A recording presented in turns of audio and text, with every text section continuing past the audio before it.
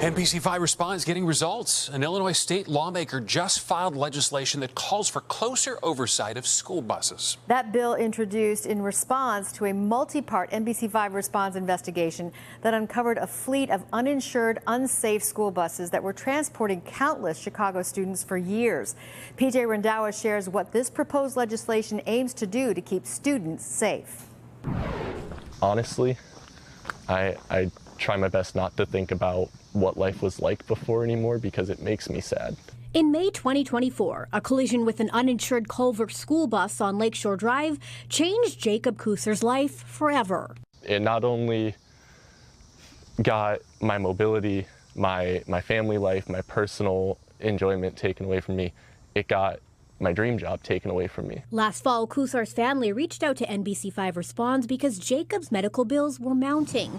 And despite months of reaching out, they say the owner of the school bus company wouldn't provide them with any insurance information.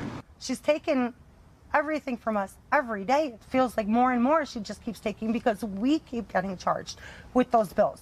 Culvers wouldn't hand over their insurance information because we found they didn't have any, and they hadn't had any insurance for at least 6 months.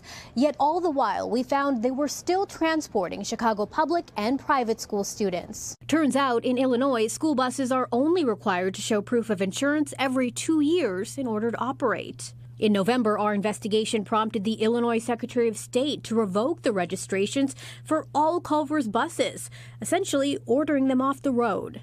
And after we reached out to them, the Chicago public and private schools that were using the company started to distance themselves from Culver's. Yet for weeks, our team and our viewers continued to spot Culver's buses transporting kids. Some of the buses were even using expired license plates. When I saw the bus with the kids on it, I was like, that's just not right. Eventually, our reporting led the Secretary of State Police to file 3 misdemeanor charges against company owner Sherry Culver for improper use of registration. All her license plates were confiscated as well.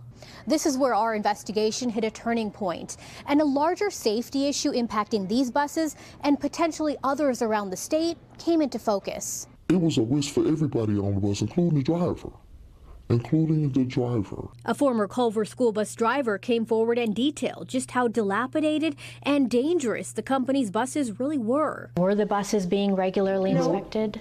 No, because every last one of them had a expired safety lane sticker on them. The Department of Transportation eventually confirmed it, telling NBC5 Responds they had no record of Culver's buses undergoing any state-required biannual safety inspections for the past 10 years. Because of all of the work that you've done, kind of opening this up, exposing this, action is going to happen. Last week, State Representative Marcus Evans filed legislation to close several of the gaps in school bus oversight we uncovered. His bill would require the Secretary of State to collect proof of insurance for all school buses in a database, updating it annually, and monitoring insurance coverage expiration dates. Require the Department of Transportation to collect and maintain each certificate of safety from every school bus contracted with any elementary or secondary school. And under the bill, both departments must develop and maintain a database of every school bus that has contracted with any elementary or secondary school in the state,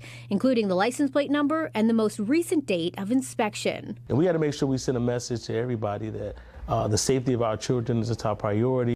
The criminal case against Culver is still going through the courts. When we reached Sherry Culver by phone, she told us all of her buses are now off the road. We'll continue to monitor the progress of this bill as it makes its way through the state legislature. PJ Randawa, NBC5 Responds. Good follow-up. Thank you, PJ.